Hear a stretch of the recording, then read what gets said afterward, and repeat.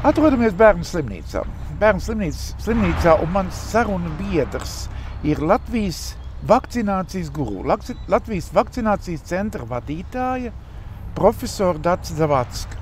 Un mēs runāsim par vakcīnām, par vakcināciju un par Covid-19 skaitā. Bet sākšu tieši ar šo. Profesor, kā ir ar Covid-19? Būs mums vakcīna, nebūs, cik viņa būs jaudīga? Nezinu, vai viņa būs. Iespējams, ka viņa būs, jo kandidātu vakcīnas ir vairākas. Daudz taisa Amerika, taisa Eiropa, taisa. Veiksmīgākie ir pirmā fāzē. Nezinu neko. Patreiz viņas publiski tos datus saka, ka tie ir daudzsološi pirmās fāzes dati, bet es teikšu, ka es neko negribu teikt. Un tas, ko es varu pateikt, šogad viņa noteikti nebūs. Labākajā gadījumā es domāju, ka viņa var, ja viņa būs veiksmīga, ja viņa būs efektīva, viens ir drošība, nākamais ir efektivitāte. Un ja viņa labākā gadījumā viņa būs nākamā gada beigās, kad viņa varētu būt plašā lietošanā, tā ka viņa saražota tik daudz, ka to dabūna ne tikai Amerika un Lielbritānija, bet to dabūna arī Latvija, Slovēnija un Tumba lumba. Jā, tieši tā. Jā. Tas ir nākamais, jo mums ir bijušas arī vēsturē daudz sološas vakcīnas. Tas pats koronavīrusam 2 brāļu māsas, arī veidoja vakcīnu, bet nesanāca. Tāpēc neko nesaku. Ja būs labi, labprāt ilgi skatīšos efektivitātes datus. Saki, kā tev liekas, bet pat tad, ja būs, un pat tad, ja būs ārpus, kā tu teici, ASV un Lielbritānijas, vai viņi nebūs nesamērīgi dārga? Šos milzu līdzekļus, ko viņi tagad ieguldīs, tie būs nevis miljardi, bet triljardi. Tad viņu vajadzēs kaut kā atpelnīt. Tad pasaules tā saruna, kuluāru saruna ir, kad ap 500 eiro varētu maksāt viena vakcīna vai, citi saka, ka valsts būs jau līdzfinansējuši, būs 200-250, bet tās visas ir spekulācijas. Nevar maksāt 500, jo tad viņu nelietos. Tas bubulis nav tik briesmīgs, lai par viņu maksātu tādu cenu, manuprāt. Jā. Un ir daudz citu prevencijas pasākumu, lētāku prevencijas pasākumu, līdz ar to es domāju, ka viņi nedrīkst maksāt tik daudz. Atpelnīt, ieguldīto vienmēr vajag, bet tas atkal būs mans personīgais viedoklis. Tās kompānijas, kas ražo vakcīnas, viņas negūst peļņu ar vakcīnām. Viņām ir daudz citu produktu, ar ko viņas tiešām gūst peļņu, un te jau ir, es to negatīvi vērtēju iepriekš izskanēju šo kompāniju diedelēšanas pasākums, naudas diedelēšana no valstīm, no Eiropas Savienības, no Amerikas. Mēs vienmēr izējam uz kaut kādu risku, bet cik viņa maksās, viņa nevar maksāt, viņa nedrīkst būt cena augstāka par 100 eiro valsts iepirkumā, jo citādāk viņa neatmaksāsies. Aha. Labi, atgriežamies pie tā, vai mums Covid epidēmija kaut ko mācījusi. Teiksim, mācījusi mīlēt infektologu, un mācījusi mīlēt bērnu infektologu, un mācījusi mīlēt epidemiologu kā tādu, un mācījusi saprast, ka dažreiz ir derīgi klausīties plašākā spektrā.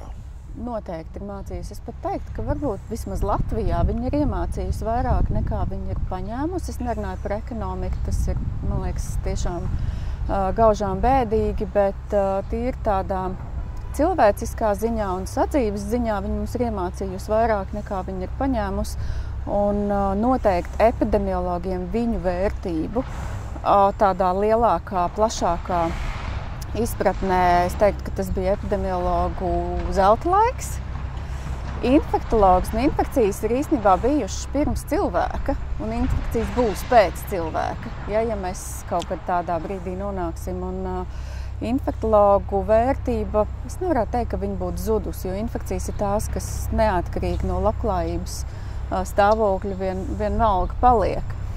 Bērni infektologi mazāk, jo, kā mēs zinām, tad bērni šķauda uz Covidu. Nu, tā. Es domāju, pat nešķauda. Es domāju, piemiedz ir acis. Iespējams, jā. Bet visi bērni zina, kas ir Covid. Un starp citu, pagājušajā nedēļā man bija atnākusi viena meitenīte uz vakcināciju. Un viņai bail, un viņa saka, nē, es negribu, man bail, un tā. Nu, ja būtu Covida vakcīna, tad es ļautu.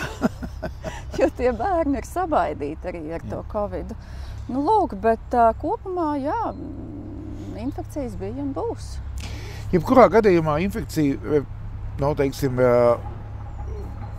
pamats visā pasaulē kopš Jenner laikiem ir vakcinācija. Un vakcinācija ir dažas slimības iznīcinājusi pasaulē, divas izsaucējas noņēmusi patiesībā no distances. Tas ir melnās bakas un poliomielīte. Polio jau nav. Ir noņemts. Es saprotu. Viņam nebija jābūt vairāk. Tieši tāpatās kā masalas principā varēja nebūt, bet ar polio mēs atkritām atpakaļ ar visiem šiem kara stāvokļiem un ne antivakcīnistu dēļ, bet drīzāk dēļ visiem kariem, kas notiek. Tuvējos austrumos, tu tos domā? Jā, arī Afganistānā. Afganistānā vēl joprojām ir poliomielītes. Nu, labi. Bet jebkurā gadījumā es tev vēlējos speciāli šī vietā šo sarunu. Kāpēc? Tāpēc, ka poliomielīte lielākā uzvaru zemeslodes lielā mērā ir pateicoties šai bērnu klīniskajai slimnīcai, kur savā laikā Bieziņš Bieziņš bija tētis visai tai lietai, bet profesori Kukaini un daudz citi, kas izstrādāja šo sākumā tabletīti, vēlāk pilieniņu. Un pirmā vieta, kur pasaulē to visu pa īstam sāka tā masveidā, ir izejot no šīs slimnīcas. Vispārie pētīja, pie mums darīja. 60. gadā Latvija pirmā, patiesībā bija novakcinējis bērnus. Un tiesa vien Dr. Tērmans šeit pēdējais upuris ir arī no bērnu slimnīcas. Jā. Bet jebkurā gadījumā tad Latvijas nopelni pasaules vakcinācijā ir ļoti lieli. Es gribētu teikt īpaši pie polio. Pastāsti visu savu izjūtu par Latviju un vakcināciju, kā mēs esam tur gājuši un cik mēs esam labā situācijā šobrīd. Mēs esam labā. Mēs esam bijuši labā, izņemot difteriju. Es teikšu tā. Vienu brīdi, tas bija 90. gadu beigas. Arī vēl pat 5 gadus atpakaļ, arī 10. Mēs bijām kaunpilnajā, vienīgajā, pirmajā vietā Eiropā. Ja? Tas nebija jābūt pie mums tik daudz difterijas gadījumiem. Bet kopumā mums ir bijis labi, vai tikai latvieši, vai vispār tie, kas ir ziemeļu tautas, kas novērtē vairāk dzīvības vērtību, domā vairāk, lēnāk domā un ieklausās pamatotos spriedumos un ieteikumos, jo Somi ir vispār, piemēram, man liekas, viena no labākajiem, kas novērtē vakcinācijas vērtību un vakcinācijas aptveru, bet mums Latvijā viņi ir bijusi labi un viņi vēl joprojām ir labi. Un tie daži, kas mēģina skaļi bļaut un kaut kādu iemeslu dēļ sev pievērst uzmanību ar pretējiem viedokļiem, īsti pat es teiktu, tur nav pat baltiem diegiem nekas šūts, tur ir vienkārši no gaisa kaut kas pagrābts. Mēs tomēr domājam ar savu galvu, mēs uzticamies speciālistiem. Dažreiz, ja mums speciālistiem kaut kā pietrūks laika aiziet līdz speciālistiem, man jau gribētos, kad kardiologi, nav nekas personisks, bet zobārsti, piemēram, un fizioterapeiti nekonsultētu par vakcināciju, bet vakcinācijas aptver un ticība un arī savā ziņā mēs esam bijuši diezgan pasargāti no tiem uzliesmojumiem. Es pastījos pagājušā gada un aizpagājušā gada dokumentus. Man 20. gada nekāda nav pieejama šobrīd. Bet par tiem 2 gadiem Latvijā, par blaknēm, mums nekādas komplikācijas patiesībā nav bijušas. Mums ir bijušas blaknes. Un, attiecīgi 16 un 18 blaknes, galvenokārt uz BCG vakcīnu. Tas jebkurai zālē ir blaknes. Tu pasaki, ka varbūt Nu, par to no tā baisi baidīties, ka būs sasārtums no vakcīnas, nebūtu tas lielais iemesls. Vakcīna arī ir medikaments. Pilnīgi visiem medikamentiem, viņiem būtu jābūt un viņiem ir vairāk vai mazāk. Tad ja man jāsalīdzina vakcīnas ar visiem citiem medikamentiem, tad viņas ir viens no tiem medikamentiem, kam ir vismazāk blakņu. Un patiesībā, ja mēs skatāmies pēdējā 10 gadē, tad par vakcīnām mēs vairāk runājam par nevēlamiem notikumiem pēc vakcinācijas. Un viņi var būt viegli un viņi var būt smagi un nopietni. Viņi var būt bieži un viņi var būt reti. Tad tie, kas ir bieži, vieglie, vidēji smagie, ko es saprotu, temperatūra 39, tas, ka man ir pietūkus apsārtus rokas, tad cik pietūkums un apsārtums var būt līdz pat nākamai locītavai, tas ir ok. Un tas būtiskākais ir, ka tas nekaitē cilvēkam. Jā, tas ir nepatīkami. Tā varbūt ir vienīgā cena, ko mēs maksājam par to ieguvumu, ko mēs iegūstam pēc tam no šīs vakcīnas. Bet, es tiešām daudz strādāju, tīri praktiski ar vakcināciju. Un tad man jāsaka, ka tādu, kam tas sagādā ilgstošas, tas ir vairāk kā viens vakars, diena, 2, 3 problēmas pēc vakcinācijas. Tādu ir varbūt 1% no visiem, varbūt pat vēl mazāk. Un tas, ko baida cilvēks par to, kad viņš atpalika attīstībā, ka viņam sākās citas slimības pēc vakcinācijas, mēs vēl joprojām mēģinam atrast kādu vainīgo, un vakcīnas vēl joprojām, diemžēl, ir vismaz sabiedrības ziņā kaut kas tāds mistisks, lai gan mēs precīzi zinām par vakcīnām gan no imunoloģijas, gan no sastāva, gan no fizioloģijas, no dažādām kauzalitātēm ar citām slimībām. Uz kādu tas ir jāuzveļ? Pamēģināsim pārvelt vainu tagad.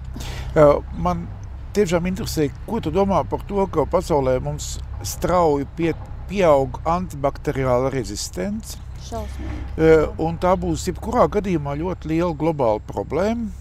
Un viņi ir lielā mērā saistīti ar veterināriju, ar pesticīdu lietošanu, ka tieši saistība ar medicīnu nav. Mēs paši šaustam sevi, ka mēs slimnīcās vai ambulatori lietojam par daudz. Mēs Latvijā lietojam ļoti maz antibiotikas salīdzinoši ar citām valstīm. Bet agri vai vēl mēs tiksim pie pilnīgi rezistentām baktērijām. Un tad vienīgā iespēja paliks izstrādāt ātras, precīzas vakcīnas pret katru no šo rezistentām baktērijām. No teorijas noteikti tā būtu vienīgā efektīvā izēja, bet es neesmu tik optimistiska, tāpēc, kad neskatoties uz visām iespējām un tiešām plašo prātu, tehnoloģisko potenciālu, nevaram mēs tās vakcīnas, lai viņas būtu pēc mūsdienu prasībām, efektīvas, drošas un tā tālāk, nav tik vienkārši viņas izstrādāt. Un tam pirmkārtām vajag arī laiku. Vakcīnas izstrādē, tādas normālas vakcīnas izstrādē, tie ir 5 gadi, tas ir absolūtākais minimums, jā? Tie ir parasti 10-15 gadi. Tātad mans cerības, ka ja mēs dabūnam riktīgu baumaņu uzliesmojumu, tad mēs varētu ātri tikt pie, es domāju, bakteriālas vakcīnas. Bakteriāli tomēr ir vieglāka vakcīna nekā vīrusu vakcīnas. Tad kāpēc mums nav laima? Laime var no baktērija. Ir. Borelī. Rikecija. Labi. Gandrīz baktērija, jā.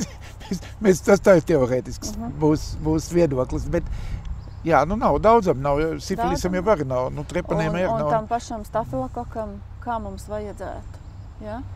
Stafilokoku mums ir diezgan daudz, pneimokoku vakcīnā tev ir stafilokoku iekšā. Streptokoks, jā. Labi, ātri ejam uz nākošo tēmu, kas man ļoti interesē, tātad gripa. Un gripa mums ir stabils RNS vīrus, ļoti līdzīgs kā tam, pret ko mēs cīnamies. Tā tīri teorētiski, viņš ir ļoti līdzīgs. Pret gripu mums vakcīna ir, mums katru gadu ir jauna gripa, mēs pret viņu vakcinēties varam. Man tas pirmais salīdzinājums ir tas, ka man saka, ka no gripas tik daudz nemirst. Man liekas, ka no gripas mirst. Un gripas mirst, mēs viņus varbūt savādāk klasificējam. Viņš nomirst ar sirds asinsvadu slimību, ātrāku infarktu, dabūna ātrāku insultu, dabūna dažādas citas problēmas. Bet tanīs mēnešos, ka gripa ir Rīgā un Latvijā, tad mums Latvijā mirst pat 30 pacienti dienā vairāk nekā tanīs, kuros nav.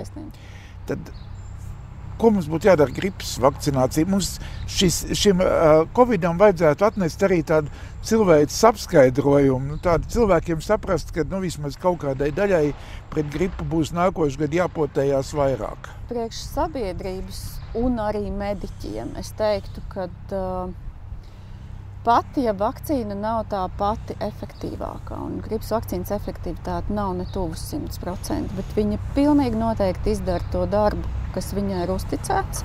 Viņa samazina nopietnas gripas saslimšanas. Pat, ja tu saslimsi ar gripu, tā vakcīna tevi atstās. Slimība būs vājāka. Tā, viņa būs vājāka, tu paliksi mājās, tu varbūt sliktāk jutīsies un pašķaudīs.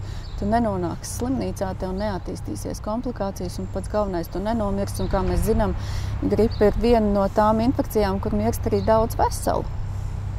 Ja? Jo tas, kā viņa darbojās, kā viņa iedarbojās uz asinsvadiem, uz gļotādām un kā viņi dažreiz palaiž citus mehānismus.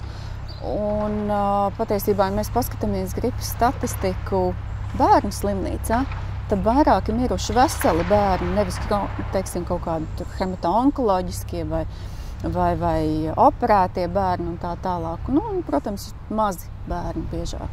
Nu, lūk, tā tad viņa sabiedrībai un veselības darbiniekiem tā viena injekcija, kur jums neko citu sliktu neizdara. Nu, kāpēc to neizdzert? Kāpēc jūs esat mieru katru dienu taisīt ingveru tējas, dzert viņas, ēst ķiplokus, ko arī vajag darīt? Tas ir labi. Kāpēc ne? Tas ir labi, ka viņi to dara. Tas ir labi, bet arī tā gripas vakcīna tādu būtisku pienesumu izdarīs. Un žēl tikai, ka viņi katru gadu jāvakcinējās, jo pirmkārt cilvēkiem liekas, ka tas varbūt ir pa daudz, tas nav pa daudz, un gripas vakcīnas, vismaz tās, kas mums ir Latvijā, viņas nav adjuvantētās vakcīnas. Ja? Mēs netaisam adjuvantētas vakcīnas tādai plašai sabiedrībai gripai, jo vīruss mainīsies un nākošu gadu vajadzēs jaunu, mums tā aizsardzība nav vajadzīga ilgāk par 6-7 mēnešiem. Un imūnā sistēma jau jūlijā ir aizmirsusi par iepriekšējo vakcīnu. Un viņi īsti mūs nesargās nākamajā gadā. Labi, mēģināsim ātri pateikt. Maziem bērniem līdz cik gadiem tu obligāti gribētu, lai viņi vakcinē? Es teiktu, ka no bērna paša veselības viedokļa līdz 5-6. Bērniem sākot no zīdaiņa līdz 5-6 no 6 mēnešiem, jā. Ja mēs runājam, ka mēs vakcinējam grūtnieci, kad viņi aktīvā transportā, tad nodod tiem pirmajiem 6 mēnešiem vajadzīgās antivielas, tad bērns no 6 mēnešiem līdz 5 gadiem, jā. Grūtnieci? Bet obligāti. Cilvēku ar vēzi, hroniskām slimībām? Absolūti. Cilvēki, kuram ir kaut kas pārstādīts vai nomākt imūnu sistēmu, kaut vai HIV-aids? Absolūti. No kura vecuma tādiem veciem cilvēkiem kā man, piemēram, 50. No 50.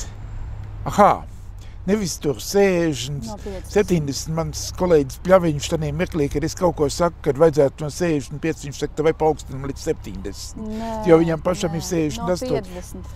Un ja vēl mēs teiksim, ja man ļaut izdalīt pa dzimumiem, ja? Tad vīrieši pat ātrāk. Paldies! Nē, bet paskatāmies, tas... Žēlosim vīrieši, ja citādi jūs paliksiet vientuļas. Arī, tā skaitā, jā, bet visi infarkti, insulti un vīrietis gripu jau pamatā ir šausmīgs pacients nekā sieviete gripu. Labi. Vienmēr sakot, tu domā, ka mēs nākošo gadu varētu tomēr daudz efektīgāk, nopietnāk ķerties arī pie gripas epidēmijas. Es domāju, ka tā tas būs. Tas būs gan arī valstiskā līmenī, gan arī, es domāju, ka cilvēku prātos un apsvērumos. Jā. Mums ir tik daudz nelaimes, slimības, ko mēs nevaram ietekmēt, un mēs cenšamies 21. gadsimtā ar medicīnu palīdzēt viņus atrisināt. Un tas, ko mēs spējam novērst ar vakcīnām, kas mūsdienu vakcīna ir droša un efektīva, un ja kādam viņa nav piemērota, tad Latvijā speciālisti to zina. Tad, ja kaut ko mēs varam novērst, ciešanas lielākas vai mazākas, tad kāpēc to nedarīt? Jo ir daudz tādas lietas, ko mēs nevaram ietekmēt. Un vakcīnas ir savā ziņā, mēs zinām, tas ir klasisks teiciens upuris savai veiksmei. Tad kaut vai paskatīsimies 50 gadus atpakaļ, 100 gadus atpakaļ, ka lielākā daļa bērnu, kad mums bija 5-6 bērnu ģimenē, līdz skolas vecumam nodzīvoja labi, ja pusi. Un kāpēc viņi nomira? Tāpēc, ka viņi nomira no infekcijām. Un lielākā daļa no tām infekcijām, ko viņi nomira, bija tagad mūsdienās vakcīnu kontrolējamas. Mēs nevēlamies nonākt atpakaļ. Un mūsu dzīve novājina un apkārtējā vide un attīstība arvien vairāk, ja mēs nepaliekam stiprāki. Ja? Bet vakcīnas vismaz to mazo daļiņu, ko viņas mūs pasargā, tad tāpatās, kā es domāju, ka man nav jāstāsta, kāpēc ir jāsprādzējās mašīnās, kāpēc ir jāliek ziemas riepas un tā tālāk, tad vakcīna ir kaut kas tāds pats kā zobu mazgāšana. Un vēl, es gribēju no tevi pateikt, ka tu gaidi, ka visi tavi kolēģi, ārsti, māsas, arī uz šo vakcīnu būs vairāk tendēti paši. Jā, es ceru, ka jaunie kolēģi, kas ir nesen mācījušies, atcerēsies, kas viņiem ir mācīts medicīnas studijās par vakcināciju, jo tas, ko mums mācīja 20 gadus atpakaļ, noteikti nav spēkā.